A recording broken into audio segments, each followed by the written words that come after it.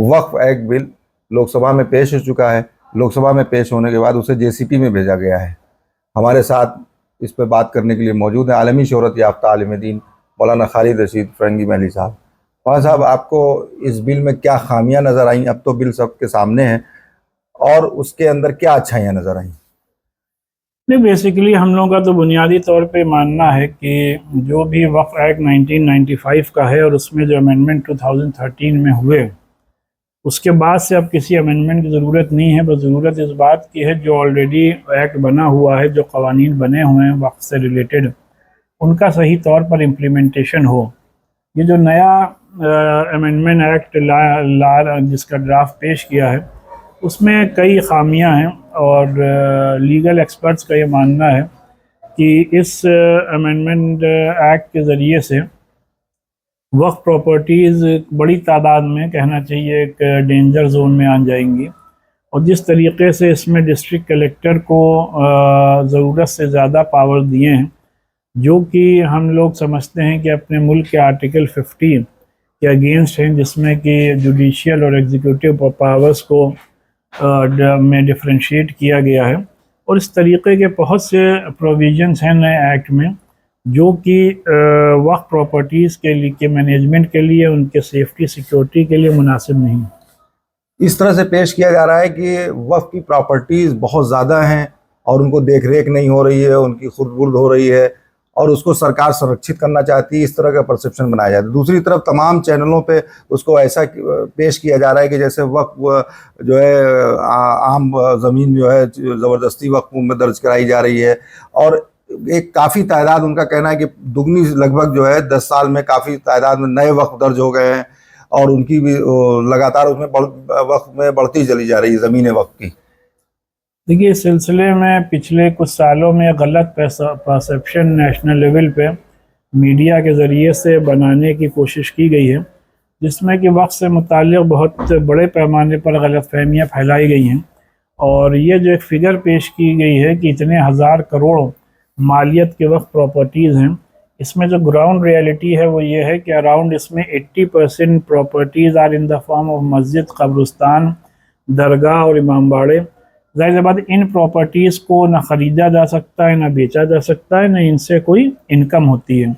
अब अगर कोई मस्जिद एक नॉट प्लेस पर है, आपने उसको मार्केट रेट के हिसाब से आपने उसकी मालियत जोड़ दी और बता दिया कि इतने हज़ार करोड़ का है, तो ज़ाहिर सी बात उससे कोई फ़ायदा वक्फ को होने वाला नहीं है, बल्कि वो एक ऐसी प्रॉपर्टी है जिससे कोई इनकम आप जनरेट नहीं कर सकते।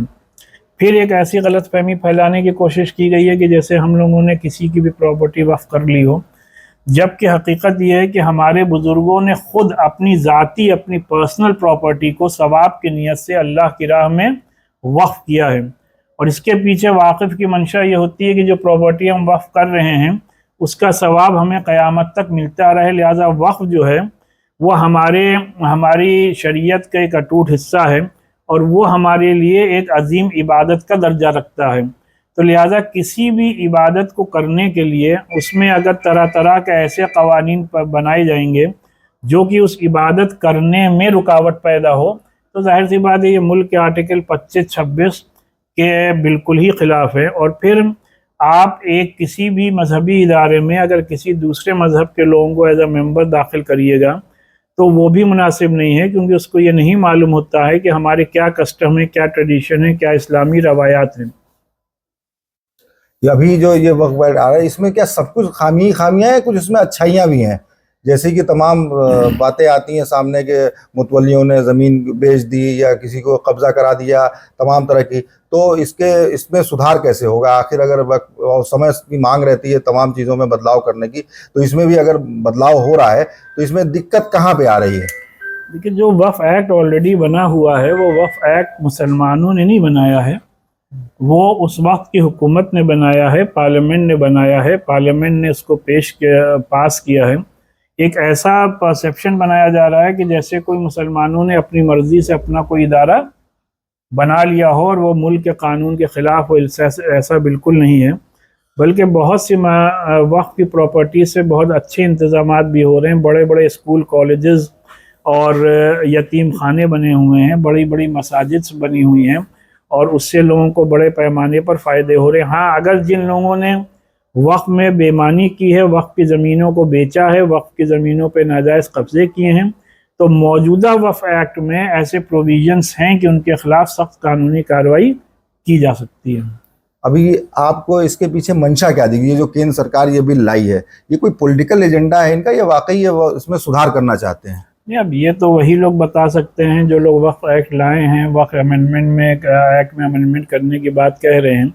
और बुनियादी बात यह है कि हम और आप एक डेमोक्रेसी में रहते हैं, और डेमोक्रेसी की बुनियादी रू ये है, स्पिरिट ये है कि हम जो भी जितने भी रिलेटेड उससे लोग हैं उनसे कम से कम सलाह मशवरा करें, कंसल्टेशन करें, और उसी के बाद इस सिलसिले में आगे कदम बढ़ाएं अगर ज़रूरत हो तो।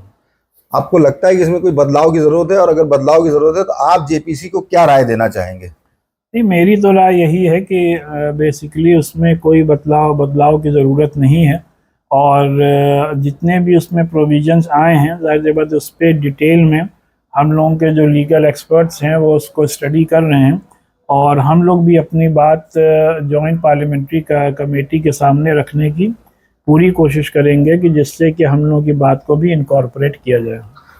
अब द न्यूज़ कॉर्नर से बातचीत करने के लिए मौलाना साहब आपका बहुत बहुत शुक्रिया। नहीं, शुक्रिया। आ जाओ तुम, चलो।